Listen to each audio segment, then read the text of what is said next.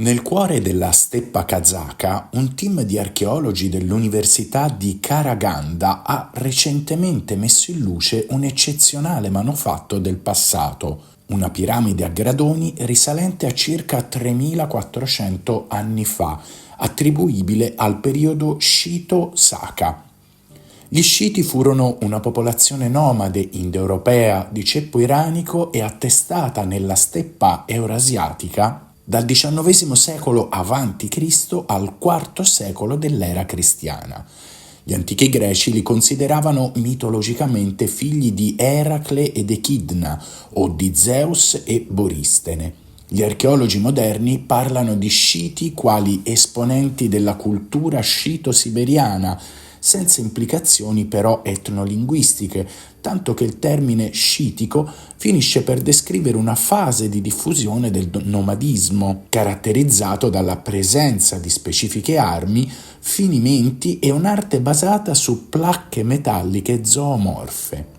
Il territorio più occidentale toccato dalla loro presenza nell'età del ferro è quello che gli antichi greci chiamarono Scizia, circoscrivendo così l'uso del termine Sciti a identificare coloro che abitavano quell'area ove erano parlate le lingue scitiche. Gli Sciti furono tra i primi a padroneggiare l'impiego bellico della cavalleria, allevavano mandrie di cavalli e armenti, vivevano in tende montate su carri e combattevano a cavallo armati di arco e frecce. Svilupparono una ricca cultura caratterizzata da ricche sepolture, una raffinata metallurgia e un brillante stile artistico. Il reperto da poco riportato alla luce non solo arricchisce la nostra comprensione della cultura Begasi-Dandibai derivata dagli Sciti, ma offre anche uno spaccato significativo sulla complessità sociale e sulla monumentalità funeraria delle popolazioni eurasiatiche della tarda età del bronzo. Il periodo Scito-Saka si estende grossomodo dall'VIII al II secolo a.C. nel suo acme principale, caratterizzato da gruppi nomadici bellicosi e abili nell'arte della cavalleria, che occupavano vasti territori dell'Europa orientale all'Asia centrale. La cultura Begasi-Dandibai, parte della fase finale del periodo di Andronovo, ha prosperato in quello che è oggi il Kazakistan, lasciando dietro di sé testimonianze di un elevato livello di competenza metallurgica e di complesse pratiche funerarie. Il ritrovamento del mausoleo a gradoni di Karajartas offre una rara opportunità di esplorare le pratiche funerarie e la simbologia del potere nella regione. La struttura piramidale atipica per la regione suggerisce influenze esterne o un'intenzionale innovazione architettonica, possibilmente indicativa dello status elevato del defunto. La piramide potrebbe riflettere una gerarchia sociale ben definita e anche l'esistenza di una autorità centralizzata capace di mobilitare le risorse necessarie per un simile progetto costruttivo. La scoperta di una piramide in Kazakistan invita a confronti con le coeve strutture piramidali di altre culture, come quelle egizie, mesoamericane, cinesi, alle Azzorre, a Tenerife, alle Mauritius, alle Maldive, in Sicilia e in molti altri luoghi del pianeta. Sebbene le piramidi kazake non raggiungano le dimensioni o la complessità di quelle di Giza o di Teotihuacan, sono emblematiche però della capacità ingegneristica e del simbolismo che trasversalmente connotano le società antiche.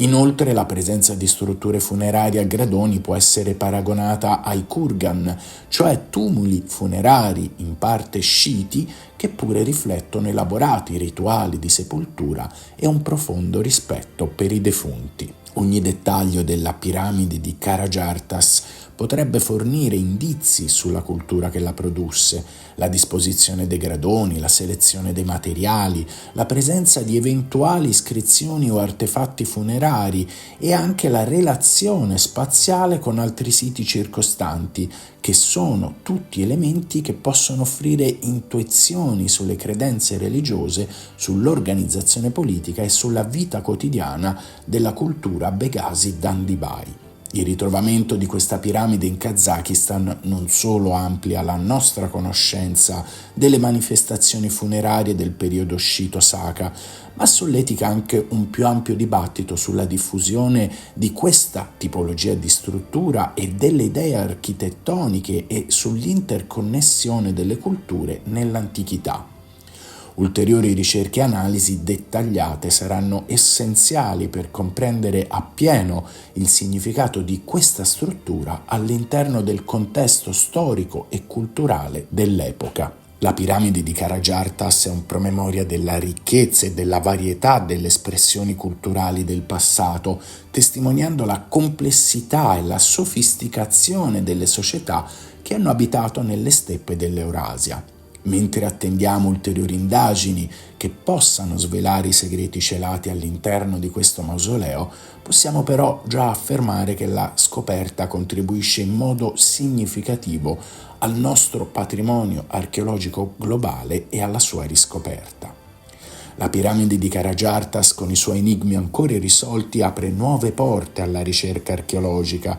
Le prossime fasi di scavo dovrebbero concentrarsi su una meticolosa stratigrafia che potrebbe rivelare informazioni sulle modalità di costruzioni, le fasi di utilizzo e le eventuali ristrutturazioni subite nel corso dei secoli. Inoltre, analisi paleobotaniche e paleozoologiche potrebbero fornire dati relativi all'ambiente circostante e alle risorse disponibili per i costruttori. L'analisi dei resti umani, se saranno trovati, attraverso metodi di bioarcheologia potrebbe offrire spunti sulla dieta, sulla salute e anche sulle patologie delle popolazioni Begasi-Dandibai, oltre a potenziali collegamenti genetici con altre popolazioni sciito-saka o altri gruppi contemporanei. Studi comparativi con altri siti sciiti-saka potrebbero ulteriormente chiarire l'evoluzione delle pratiche funerarie e dei simboli di status all'interno di queste culture nomadi.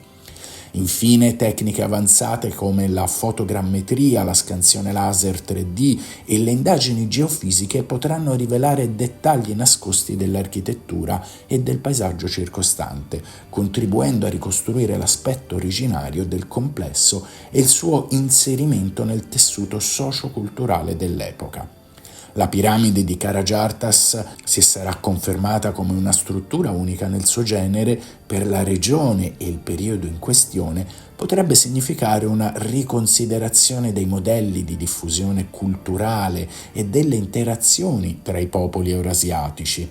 La comprensione di come e perché una tale struttura sia stata costruita in Kazakistan potrebbe illuminare i processi di scambio o di convergenza culturale tra le popolazioni nomadi e le civiltà sedentarie con cui venivano in contatto. Infine, la scoperta della piramide di Karajartas in Kazakistan aggiunge un nuovo capitolo all'archeologia delle società nomadi dell'età del bronzo e del ferro, offrendoci una finestra preziosa sulle dinamiche sociali, religiose e politiche di un'epoca spesso oscurata e oscura dalla scarsità di fonti scritte. Come sempre, ogni nuovo ritrovamento archeologico pone più domande di quante ne risponda, stimolando la curiosità e la ricerca verso la comprensione del nostro passato e di quanto ancora nasconde. Questa scoperta si pone come un punto fondamentale nel percorso che ormai da molti anni stiamo compiendo e si unisce a tutta una serie di altre strutture piramidali scoperte, evidenziate e in parte studiate in tutto il pianeta. Solo il tempo potrà darci delle risposte, ma indubbiamente i punti si stanno collegando e il fatto che in tutto il globo, dai tempi più remoti fino a tempi vicini a noi, gli antichi volessero costruire delle strutture piramidali come tumuli funerari, come tombe o come strutture per l'osservazione del cielo e per i loro rituali religiosi, pone più domande di quante risposte possiamo avere oggi, ma sicuramente ci porta su una strada di ricerca e studio davvero affascinante quanto unica nel suo genere.